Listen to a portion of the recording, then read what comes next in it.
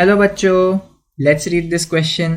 Secondary growth in thickness makes distinct annual rings in plants growing in A. tropical regions, B. arctic regions, C. regions with seasonal variations या D. any region. तो इस question को solve करने का जो की concept है वो है टाइप्स ऑफ वुड को समझना। हमारे पास एक तो स्प्रिंग वुड होता है, दूसरा ऑटम वुड होता है।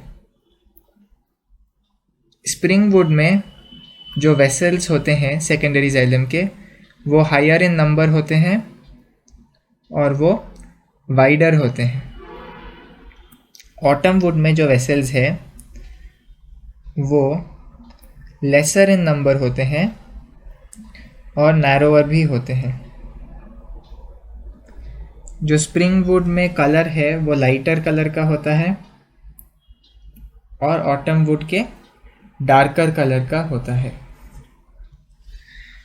यदि हम इन दोनों को मिलके एक टर्म दे तो उसे हम एनुअल रिंग कहते हैं। दोनों को मिलाकर हम एनुअल रिंग कहते हैं। तो एनुअल रिंग को दिखने का जो प्राइमरी रिक्वायरमेंट है वो क्या है?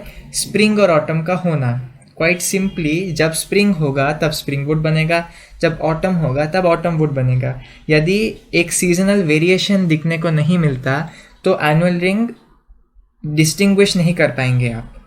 इसीलिए एनुअल रिंग को सिर्फ ऐसे प्लांट्स में देखे जाते हैं जहाँ पर सीजनल वेरिएशंस हो। सीजनल वेरिएशंस होना मस्ट है।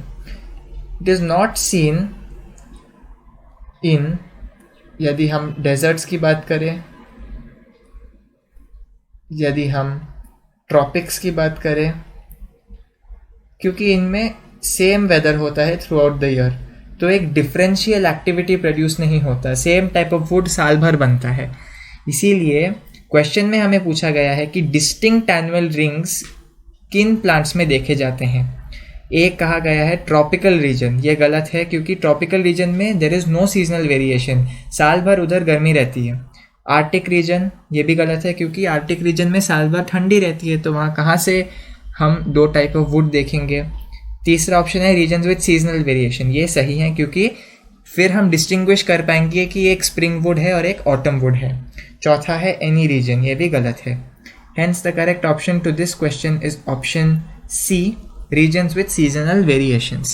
Hope you have understood it well. All the best.